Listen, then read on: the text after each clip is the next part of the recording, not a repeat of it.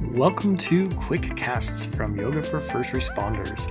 I'm Eric Brenneman, and in these bite-sized episodes, we'll bring you quick insights and practical tips on the power of yoga, breathwork, mindfulness, and meditation specifically for first responders. Whether you're on a quick break or between calls, we've got a nugget of wisdom to help you stay resilient and focused. Let's dive right in. This morning, I said something to my 3-year-old that I realized I probably need to say to myself more often. I said to her, "We're not doing anything until we take 3 breaths together." So let me set the scene. Gone are the days when my morning starts with peacefully sipping tea and contemplating my life. Now my mornings start with someone making demands of me about 3 seconds after she opens her eyes. And this morning, my daughter wanted to go for a walk before school. And then she wanted something else for breakfast. She was yelling, getting frustrated. I was trying to get us all out of the house. At some point in all of this, a glass container broke on the street while I was trying to get her in the car seat. It was just one of those mornings where nothing individually was different or out of the ordinary, but collectively, my nervous system was like, I have had enough. And she was escalating, and I could feel myself escalating. So I took her into the bathroom, got down to her level, looked at her and said, "We're not doing anything until you take 3 breaths." And we did those 3 breaths together. Later, I thought, why am I so willing to do that for my child, but not willing to do it for myself? Because think of how often we know we're activated, but we proceed anyway. We send the email, we answer the question, get into the meeting, have the conversation, make the decision, pick up the phone, scroll, work, just keep going. And maybe sometimes we need to parent ourselves the same way I parented my toddler this morning. Nope, we're not doing anything until we take 3 breaths. That actually connects to something I've been thinking and teaching about a lot lately: personal boundaries. Usually when we talk about boundaries, we think about boundaries with other people, outward facing. What I will tolerate from someone else, what I won't allow you to say to me, when I'm available, when I'm not available, when I'm willing to give, what I'm not willing to give. And all of those things are important. But what about the boundaries you hold with yourself, the internal, inside facing boundaries? No, I will not let myself respond to this while I'm activated. No, I'm not going to continue rehearsing that destructive thought. And no, I'm not going to make a decision from this place of panic. That's a boundary.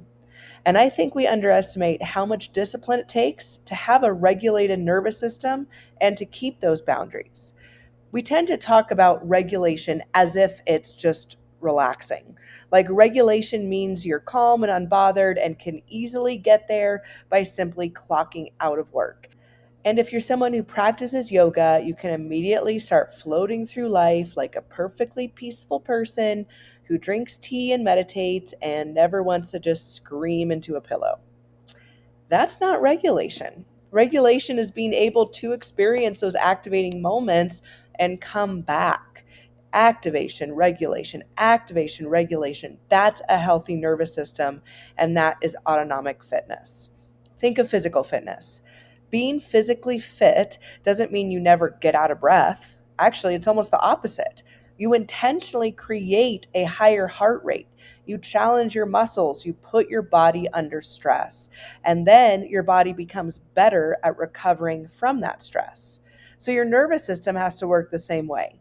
The goal isn't how do I create a life where nothing activates me, because good luck with that. If you have a toddler or a job or a spouse or an email or drive anywhere or interact with any other human being, life will be activating.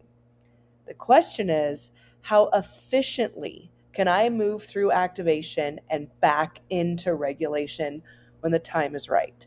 And even more importantly, can I stay connected to myself while I'm activated? That's one of the reasons I've spent so many years teaching yoga in a very different way than most people think about yoga. I'm not particularly interested in whether you can touch your toes. I'm interested in what happens when you're holding a plank pose and it starts getting hard. Where does your mind go? Are you holding your breath? Do you immediately abandon what you are asked to do? Do you start telling yourself a story about how terrible this is and get angry or maybe check out. But can you stay focused? Can you stay connected to your breath so you own that position and own that moment? Can you adjust when necessary without completely abandoning the challenge? Because your body doesn't really care whether the stressor is a plank pose, traffic, an argument, delivering a presentation, an impending deadline, or your toddler is losing her mind before you've had your coffee. Stress is stress is stress, and that means we can train for it. That's what fascinates me about this work. We can deliberately practice what we want our nervous system to be able to do when life gets chaotic, not after the chaos, during it. And that's an important distinction. A lot of what we call wellness happens after the fact. Oh, I had a stressful day. I'm going to go take a bath. Great. I've been working really hard, so I deserve a massage.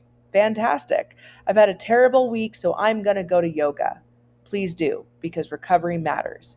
But I'm also interested in what happens at 10:37 a.m. Tuesday morning when the shit is actually hitting the fan. What can you access then? Because that's performance. When I say performance, I don't mean just professional performance or like a football player or someone giving a performance. I mean how you perform as a human being. How do you show up as a leader, as a parent, partner, friend? How do you make decisions? How do you communicate when you're frustrated and when things aren't going according to plan? That is where all this training we're doing starts to matter. And breath is such an interesting entry point because it's always available to us. And I actually hate it when people say, just breathe, or don't forget to breathe. You're already breathing. If you weren't, we'd have a much bigger problem, or maybe our problems would all be over. But it's not whether you're breathing or not, it's how you're breathing. Can you intentionally direct your breath? Can you slow it down? Can you extend your exhale? Can you maintain control of it while something uncomfortable is happening? Because if I can direct my breath in a difficult moment, I've created a tiny bit of space between what is happening to me and what I do about it next. And that space is everything. There's a quote often attributed to Viktor Frankl about there being a space between stimulus and response.